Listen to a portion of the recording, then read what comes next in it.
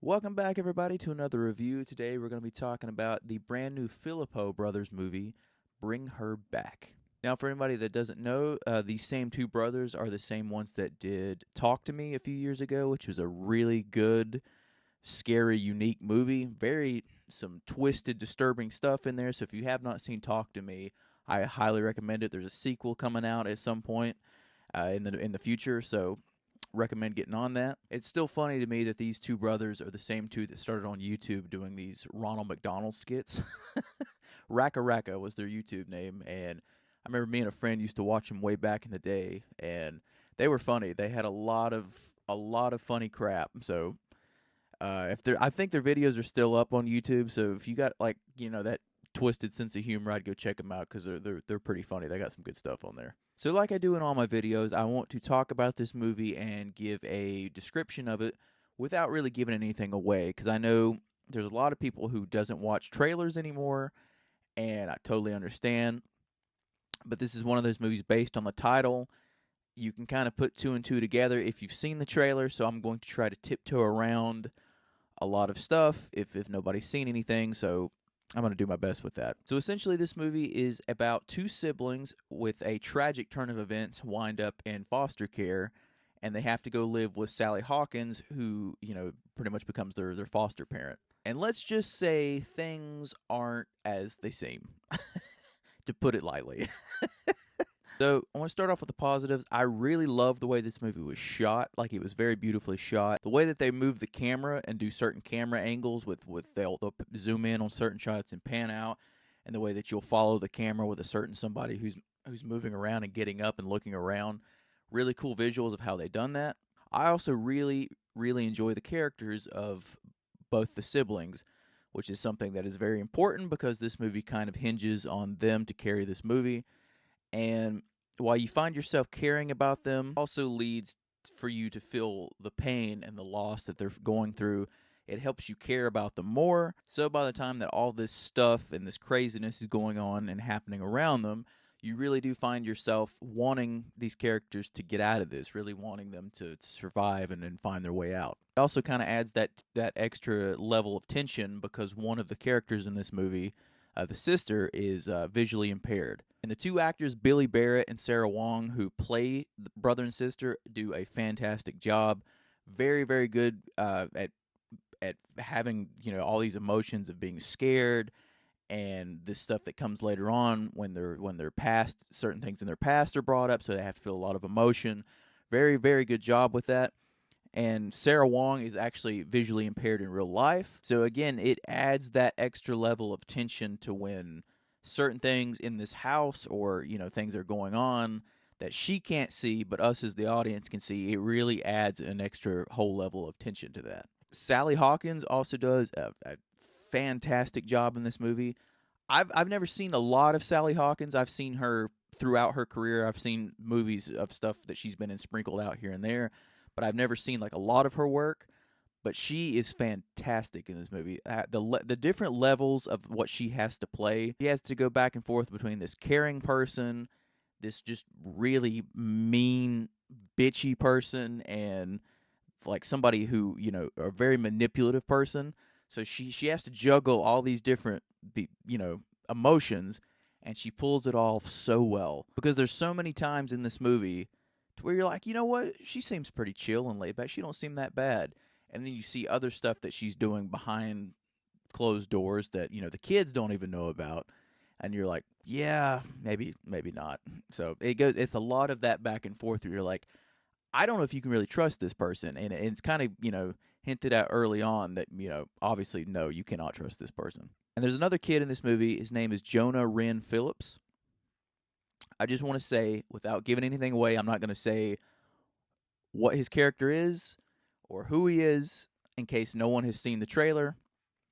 But kudos to this kid because what he has to pull off in this movie, yeah, he has to pull off some pretty demented stuff and some stuff that makes you wince in certain parts. So I give him full kudos because he was phenomenal. There's certain parts where he has to really turn things up and then in the next second come right back down and almost kind of play a different character in a way. And if you've seen the movie, you know what I'm talking about. So it's got this. He does such a great job with his range about how he has to ratchet up certain things and then bring it back down. And yeah, he's just really, really good. He's very good. He's in the movie here and there. You get more of him as it goes along, but the little bits that he is there, he does a really good job of keeping you on edge and wondering what the hell's going to happen next.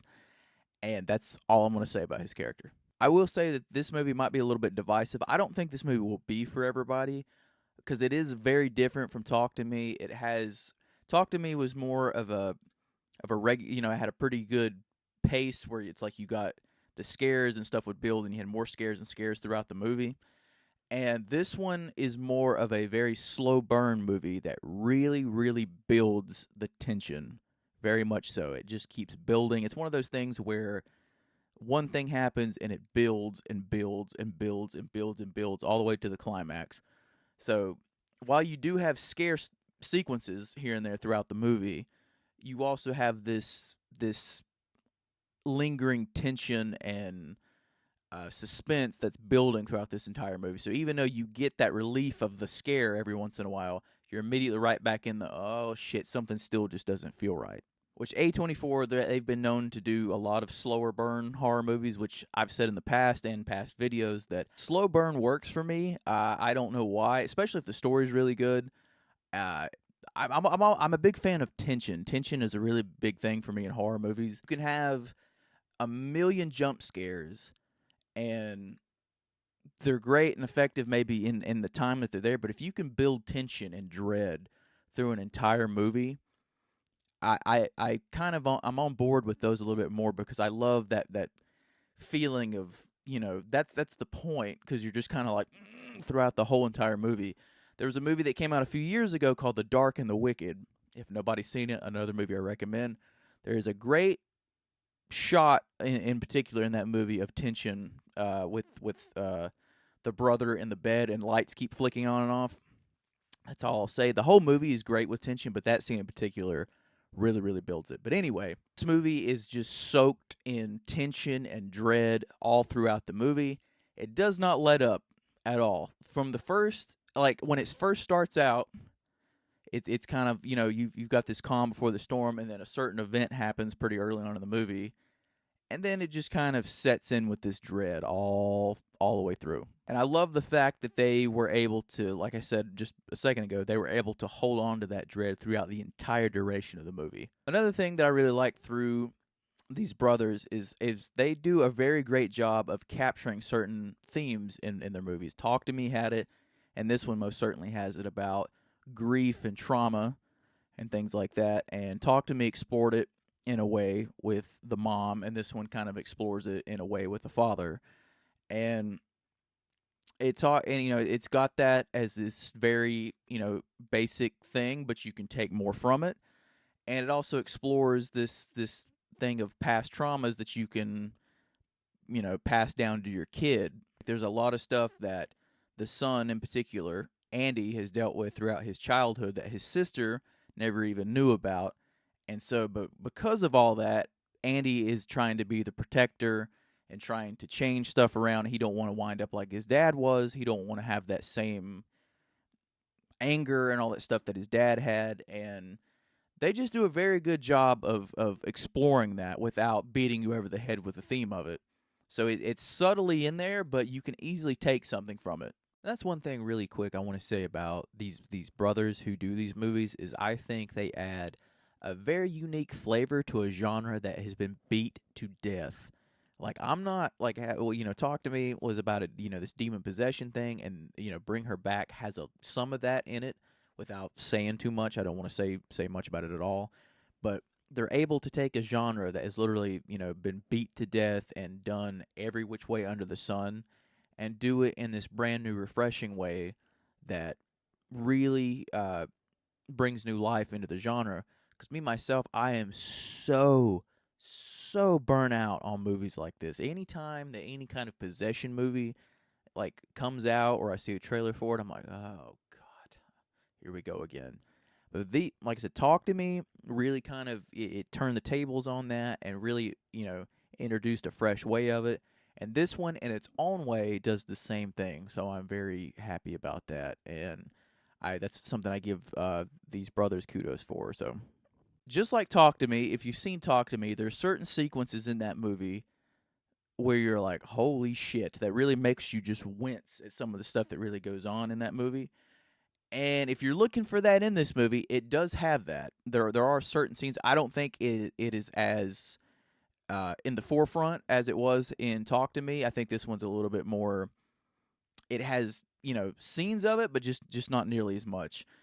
And so that is in here for sure. That's what I love also about these brothers is that if they have an idea, they're not afraid to go for it. Like Talk to Me, was one of the most certain scenes with some of the most brutal scenes I've seen in the last couple of years, and this one has it too. There's a couple scenes in this movie that, right off the top of my head, will make you wince. Like I was in the theater just while it was going on because you can. It's like that phantom pain. You can feel it, and it's very effective. Very, very, very effective. This movie, just like Talk to Me, it explores this certain thing in it. Like Talk to Me had the thing with the hand, and we really didn't know much about the hand or its backstory or anything like that. Again, we're getting a sequel to that, so they might explain more of that in the sequel. I think the sequel is supposed to be a prequel. I don't know. I can't remember. But we'll probably get some more answers with that. It left a lot of mystery open and a lot of things for you to figure out for yourself. And this movie is very much kind of the same way without really saying anything. It really explores stuff about a certain something in particular. And even from the beginning of the movie, it kind of kicks off with that. But you have this thing. It's not really explained about like where it came from or how certain people wound up with certain things or found out about certain things or just the overall thing itself. You're just kind of, it's there, but it's left up for you to kind of figure out. Like not everything's tied up in a perfect bow at the end of it. And like I said, I really enjoy movies like that. This movie really doesn't hold your hand through anything. It wants you to be able to piece stuff together. And with that being said, there is certain stuff throughout the movie that is revealed. So it is one of those movies that you kind of have to pay attention to because there could be something that they show you in the first 15 minutes of the movie that by the last 30 minutes comes back into play. And you're like, oh, okay, that was with that. Gotcha. So it's one of the ones you really got to pay attention to. But I do appreciate the fact that it has that thing about it to where it doesn't, tie everything up in a perfect bow. I know that's really frustrating to some people.